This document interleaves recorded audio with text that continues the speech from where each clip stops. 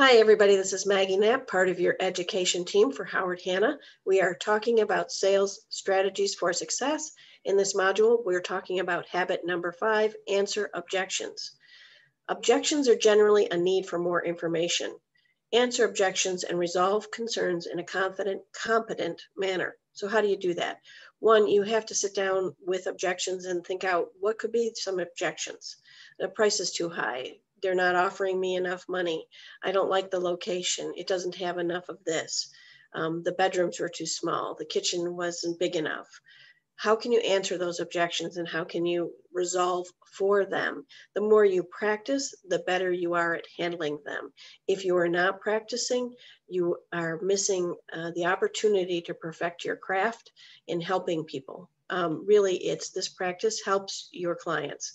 It's not, it should never be manipulative. It should be to actually help them overcome things. By thinking things through ahead of time, you have the advantage.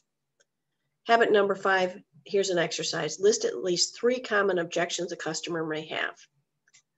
Don't use the ones on the board. It's too expensive. We don't need this. I don't like the location. It's the style. Your company is too small. There are a million objections online that you can find. Try to think up some of your own. What objections might you have? What have you heard? Write down at least 3. You should probably write down 30, and then you should work on some solutions for those. Give examples for a response to each objection. So what would you say if it's too expensive? Okay, so what about the price bothers you? Why do you think it's too expensive?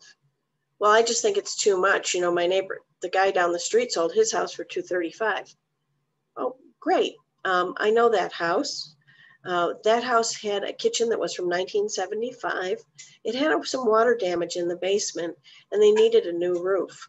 So that house was priced much lower based on the condition it was in. This house has had new services, new utilities put in, and the roof was just replaced 2 years ago. Oh, so now you've answered that objection. If you are the local expert and you know the market, you can do that.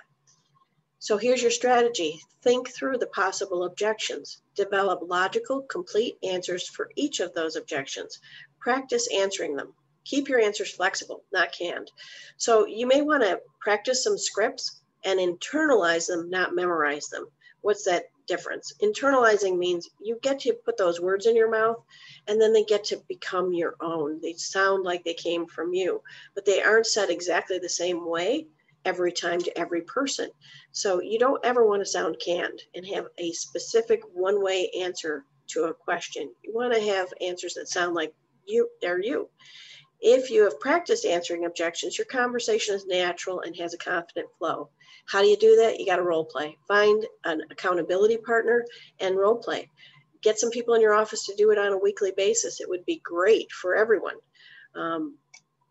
This is the best way to learn how to be comfortable at answering objections, is just to practice them with people that are safe. Here's a great rule for practicing objections and role playing. Don't make it impossible. When you first start role playing with other people, set some ground rules.